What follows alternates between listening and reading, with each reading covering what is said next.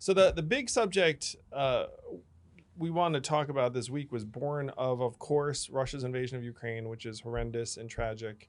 There were some And comments that we were too glib about it because we have casual conversations. I want to be very clear.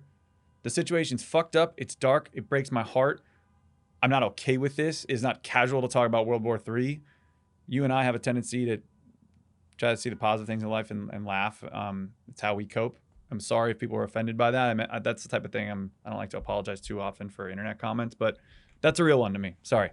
Keep yeah, going. no, I mean, I agree. Yeah. I mean, it like every day you wake up and you zoom in and you see the death and the strife and the refugees and the rest That's heartbreaking. It's awful.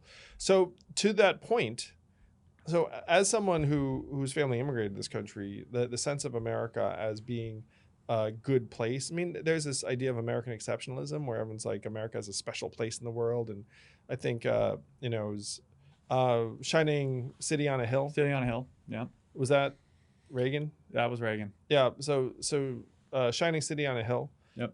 And then in during Reagan, you had the Berlin Wall come down. You had the USSR lose the Cold War. Right. And so there was this arc of America as this force for good and developing democracy. There was this idea, wow, was this incredibly positive? But they called a period like the end of history because they said at this point, democracy and globalized economy were going to win. And then that was that. What a happy, positive moment that was. Now things have kind of rebounded because you've had authoritarian countries come up and demonstrate that there are different models of competitiveness and success, most prominently China. There was like a long period of time when America thought, hey, if we can just get commerce in there, then they're going to liberalize. They're going to wind up democratizing because you can't have this thriving Chinese middle class buying washing machines and watching Western movies who are going to accept a repressive regime. Of course, that was all wrong. Like that, it turns out that they were perfectly happy with, not perfectly happy. I mean, I don't mean to say that, but that there hasn't been like a real contest of ideas within China in terms of democracy versus authoritarianism. So there was an arc throughout the 80s, certainly under Reagan and Bush, and then I would argue it persisted through the 90s that America was this exceptional democracy.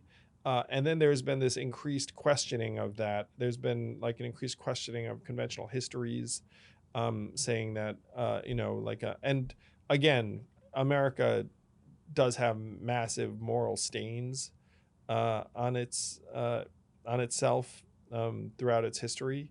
But I still feel like this should be a time for a reinspection of both America's place in the world and whether one would accept that America, despite its failings, is a force for improving people's lives everywhere around the world, hopefully. And also that there are massive opportunities for us to improve people's lives here and now, within our borders.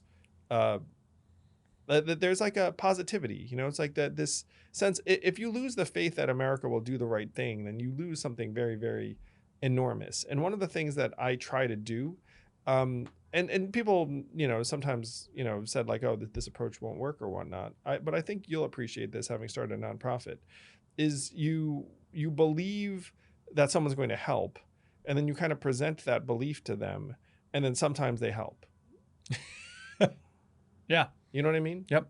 Like I feel that about America, where it's like you believe America will help, whether it's help the Ukrainian people end this war and convince Putin that this war was deeply profane and unjust, right. Or whether it's helping Americans live a better life, where you say, look, there is no reason why we need to have this level of scarcity and deprivation and poverty in the richest country in the history of the world. Like, we can actually make those changes.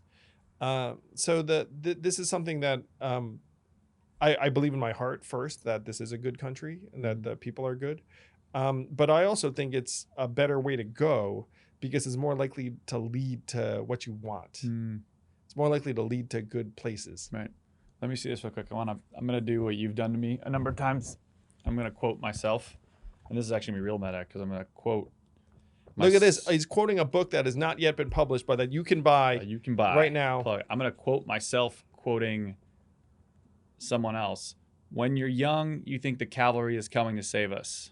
When you grow up, you realize that you are the cavalry. Quote Andrew Yang. I don't know where you got that quote from, but you're my source on this.